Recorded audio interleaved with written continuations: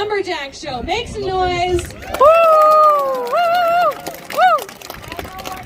the next half hour, you will journey into the past and experience what an old-time lumberjack competition was like.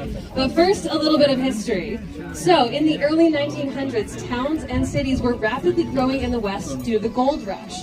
Building materials were needed to meet construction demands, and these building materials were found right here in the beautiful forests of British Columbia. This created opportunity for those that were willing to work hard.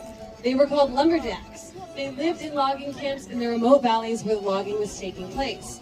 The pay was only a few dollars a day, and the work was extremely dangerous. The trees were felled and limbed and transported to the river using horses, oxen, and log chutes. They were then floated to the nearest sawmill to be cut into lumber. As you can imagine, they would work for weeks on end before payday finally came along. But then it was time to head into town and blow off a little steam.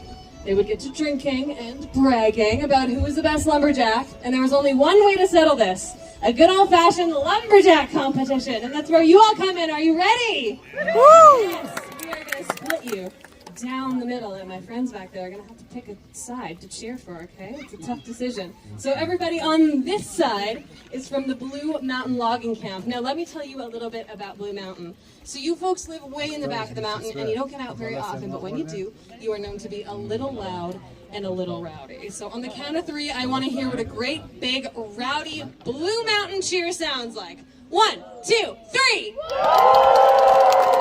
Yes, very nice, Blue Mountain.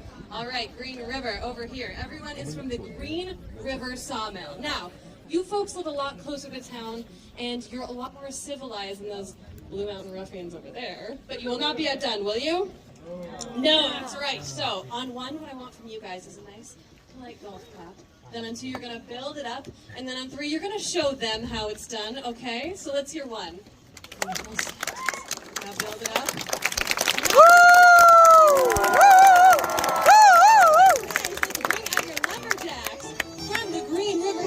He's one of the top axemen in the woods. Let's hear it for Johnny Nelson. And from the Blue Mountain Logging Camp, he's one of the West Coast top log rollers. Let's have a big hand for Wild Willie McGee. Yeah! Woo!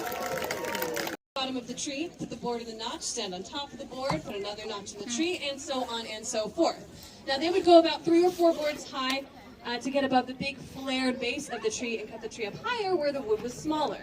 This was very important because they only had hand tools, and these trees could be up to 15 feet wide at the base. We're going to do something like that here today. Our men are going to go 3 boards high and chop the block off at the top. They'll cut halfway through on one side and then turn around and finish from the other side.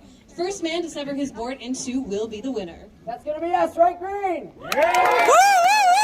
That's going to be us, right, Blue? Lumberjacks ready. 1, 2, go! All right, this is when you cheer on your lumberjacks. Blue and green. Willie has hopped on top of his first board, followed by Johnny on his first board.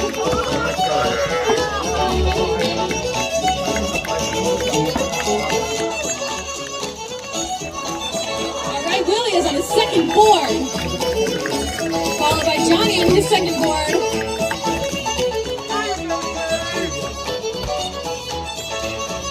Both are placing their third board in the wood. And the chop begins. Make some noise.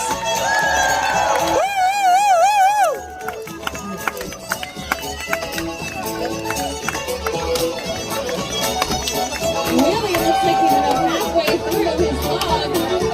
He has turned around to the other side.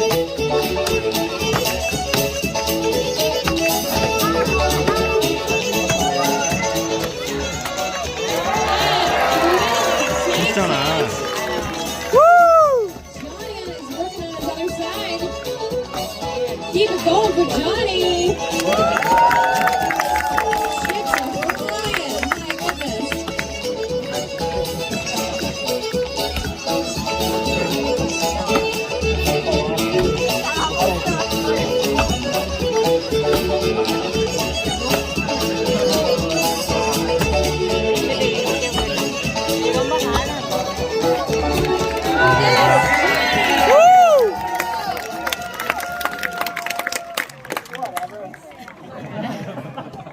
just got lucky. You all saw it. Yeah, you just got second. All right, you have seen the men use their chopping axes, and now we are going to bring out the throwing axes. Years ago, as the tree fallers walked through the woods, they would throw their axe at the next tree they were going to fall. This became a popular pastime at the logging camps, particularly on a Friday night after a couple of drinks. So our men are going to be using double-bladed throwing axes and throwing them at the target you see here beside the pond. Bullseye at the center is worth 5 points, and then 4, 3, and 2 for the outside ring. Highest possible score is 15 points. Each man will take 1 practice throw and 3 counting throws.